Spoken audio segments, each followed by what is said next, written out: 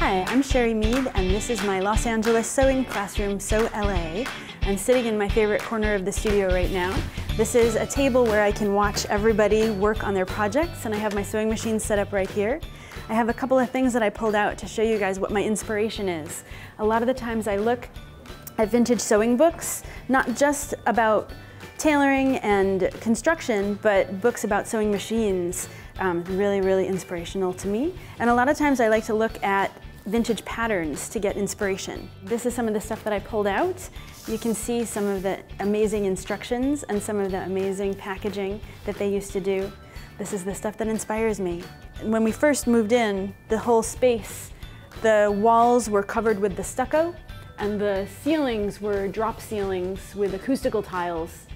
And so we did a lot of work to remove all of the plaster and to take out all of the ceilings, and we couldn't be happier with how it came out. So here at Sew LA, we mostly teach sewing workshops, but we do a lot of other kind of fiber-related workshops like dyeing and embroidery, that kind of thing. And so all of the things on the wall behind me are for those workshops. So there are the patterns that you can purchase, and then the fabric that you can purchase to do the projects that we do in our classes.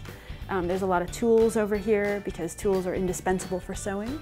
So this is one of my prized possessions. It's a Singer Treadle Machine. It doesn't plug into anything. It has a pedal on the bottom that rotates this belt, and that's what makes the machine go. It comes in this beautiful table that's been refinished. It's just so beautiful and so inspiring to see how people used to do things and how important this skill used to be in people's lives. You see pictures of people on wagon trains going west, and they don't have anything except for a sewing machine that they're lugging on their backs because this was the most prized possession in the family. This is how everybody was clothed, and that used to be so much more serious than it is now. That used to be what protected you from the elements. And the sewing machine was just revolutionary in how long it took people to clothe their family. So this is a hand crank sewing machine from the late 1800s. So this crank lifts up and clicks into place.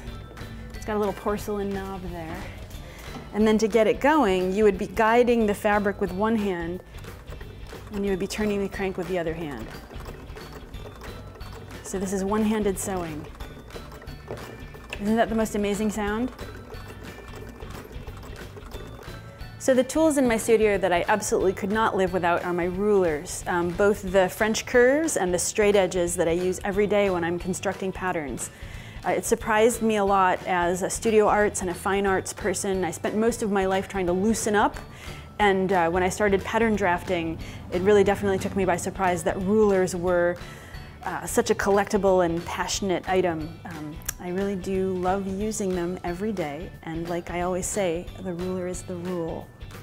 Having this space is completely crucial for what I do. I need to be able to spread out a little bit. I need to be able to look at the beautiful fabrics. I need to be able to look at what other designers are doing and take inspiration from that. I just need the space to spread out and make a huge mess. And that is kind of how the thought process goes forward. Even if I'm stuck being here, all I have to do is pick up some books and look through them, or look through some of my vintage pattern collection, and all of a sudden I'm sketching again and I've got the whole process started again. So to be able to draw inspiration from all of the stuff in this space is vital to my work.